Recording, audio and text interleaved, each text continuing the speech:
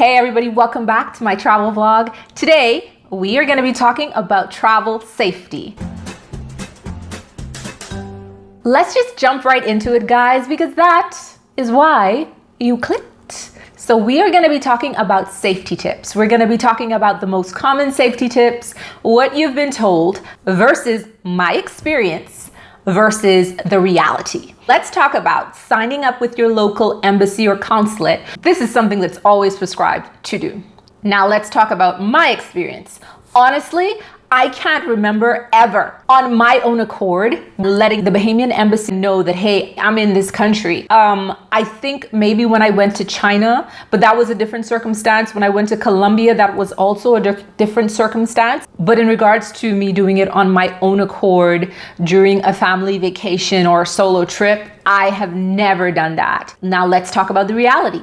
The reality is that you should do that. And especially if you are going to be in that particular country for more than 2 weeks, definitely sign up with your local consulate for sure. The next safety tip is not to give out your exact address or the address of your hotel in live time. What does that mean?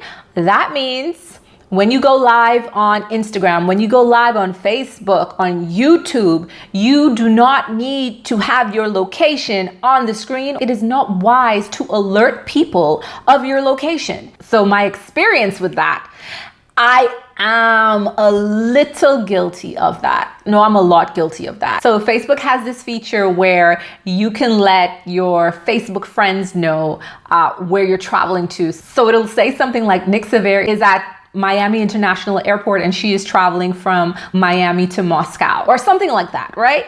And that's what I used to do. That's what I did, you know? The reality is you're not supposed to do that. Although it might not be the most dangerous thing that you can do while traveling, it's still not being the safest that you could be. In my opinion, that's still not contributing to your overall safety. I think it's taking away. Let's talk about getting a SIM. It is recommended that when you go to a different country, especially if you're going to be there for more than 3 or 4 days, it is recommended that you get a phone chip or a SIM card, right? That is the recommendation just in case you are in a bind. You can call emergency services, contact persons to keep up with social media, to check emails, etc., etc. My experience, for sure, all the time, every time I am in a country and I am staying there for more than 2 days, you could bet your bottom dollar I'm getting a SIM card. When I first started traveling throughout Europe, every country that I went to, I would get a SIM card. And then I had a friend of mine and he was like, no, what you need to do is get, I think he was talking about an international SIM card that you can get that included all of Europe. And he told me he only paid like $60. The reality is you should always have a means of communication readily available to you at all times. That is the reality. Whether or not you purchase an international plan when you get to wherever it is that you're going, or you get that international plan with your local cell phone provider. So that was that. Let's talk about cash. Let's talk about money. It's recommended that you don't carry cash on you if not necessary. And if you have to carry cash on you, it's recommended that you put it in a safe place. So my experience is this. When I first started traveling, I used to carry cash with me. I would get my money changed and I would use cash. As I got more seasoned in traveling, I don't walk around with more than a 20 note on me. Sometimes when people go into certain countries, they hand in about $100 and they get back this enormous sum, or at least what seems to be an enormous sum. And now they feel like they on cloud 58, right? They are flossing this money and making it rain. There is no need for that. Don't do that. You are setting yourself up to be pickpocket, or even worse. The reality is you have to be cautious, not just with cash, but with your cards as well, right? We live in a world where technology is king. That's the facts. Let's talk about traveling in groups. They always say that there is safety in numbers when you are traveling. My experience when I first started traveling, I did not want to go by myself. That was a no. Now, Fast forward to 2019, that was when I did my first solo trip. I traveled to Morocco by myself, but Morocco is the only time that I have solo traveled, and I was in Morocco for almost 2 weeks. Everywhere that I went in regards to exploration, I booked group tour. I was not comfortable with wandering around by myself. That was not the space that I was at mentally, where I felt as though I was so free and I could do that. That's not a reflection of the country, or if I believe there's like an elevated degree of crime or me being in danger. That's not the case. Anywhere that I would have gone, I would have chosen not to explore by myself because it was my first time. Now, the reality is you can solo travel. You can solo travel all around the world. But the reality is that you have to take more precaution when you are by yourself. That's just facts, right?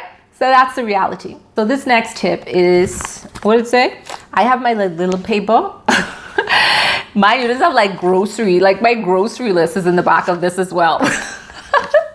I'm a Virgo. I love lists. Now this tip, listen, we have to talk about this. This is a real one. Do not invite persons that you have just met into your living space. Do not do that. I can't give you some salacious experience because I have never ever done something like that. When I was traveling with family members and when I was traveling by myself, I've never invited somebody that I have met back to my hotel room or back to my Airbnb. The reality is that is dangerous. It does not matter how cute he is. It does not matter how beautiful she is. Do not invite people back to your hotel room or your Airbnb. Me personally, what somebody does with their time with a consenting adult, that's none of my business. This gentleman was coming from the United States and he booked a ticket to this particular country. And when he got there, he was looking for companionship. I don't need to say what that is, right? So he was looking for companionship.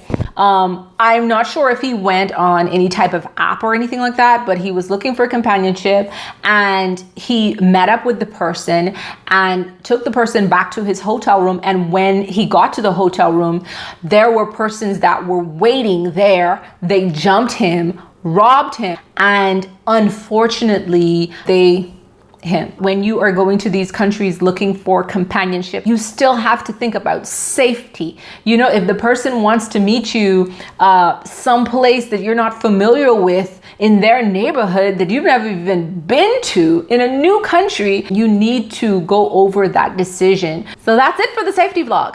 Thank you guys so much for tuning into this week's travel vlog. If you have not subscribed to this channel, go ahead and press that subscribe button. If you have any comments, any questions, leave them in the comment section. And yeah, that's it.